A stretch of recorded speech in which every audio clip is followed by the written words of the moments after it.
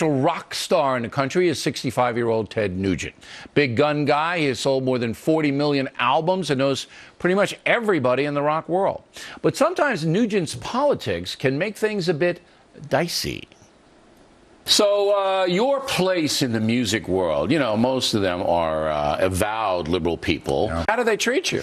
They treat me wonderfully. You know, there have been some real friction over the years. In fact, some artists, I use the name generously, have actually dedicated their albums to their family and friends and then had a big F you, Ted Nugent, on their record. But they've come around. I guess they put down the dope temporarily, and they've realized that I'm just a Detroit guitar player who stands up for the right thing. The love fest is indescribable. I have great friends. I've been doing this for over 50 years.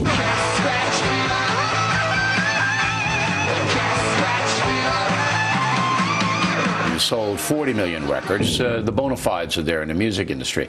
McCartney, have you ever run across him? No, but here's a great McCartney story. This crystallizes the whole thing. So Paul McCartney was being interviewed in Detroit many years ago with his new band On the Run. And of course, where would any of our quality of life be without the Beatles?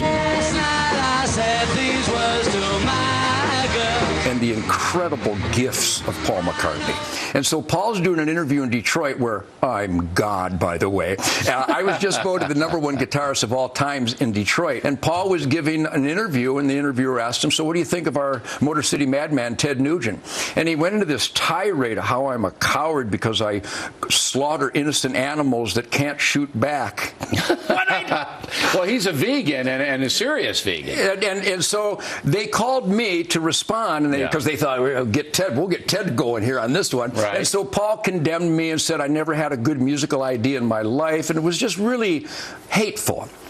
And they asked me what my response was, and I go, well, there's only one response I can give to Paul McCartney. Thank you, Paul, for enriching our lives with the greatest music, the soundtrack. Good for you. And I said, if he wants tofu, I'll shoot him some tofu. I have no problem. You don't have, Ted, you don't have to shoot tofu. No, it's just well, it's more fun if you do. Well, I guess.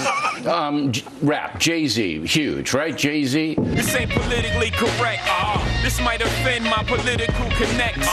The rap thing has almost taken over the music industry, and you say? Well, have a nice day with that, but I come from the original Soul Brothers, the James Browns, the Wilson Pickett, right. Sam and Dave, Bo Diddley. Who do you love? These guys just reeked of an American, defiant, celebratory, be the best that you can be, practice as hard as possible, and deliver the best music possible. So that was the inspiration for all my fellow musicians, even to this day.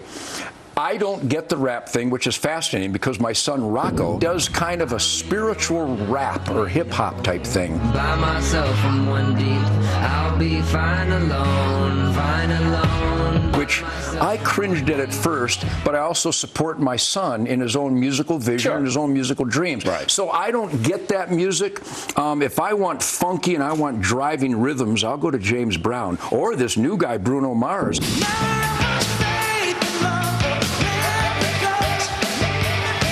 I'll go to Earth, Wind, and Fire. Do you remember when it first started, September? All right, last question. You're anti-drug, all right? Hardcore. Hardcore anti-drug, so am I, as you know. What about this legalization of marijuana thing? What do you think of that? I'll try to capsulize it.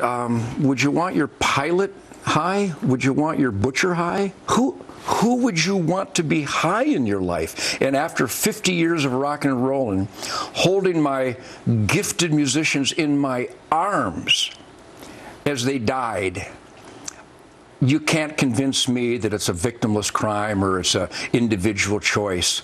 You've clearly identified that you get high to disconnect. Right. What are the benefits to disconnecting?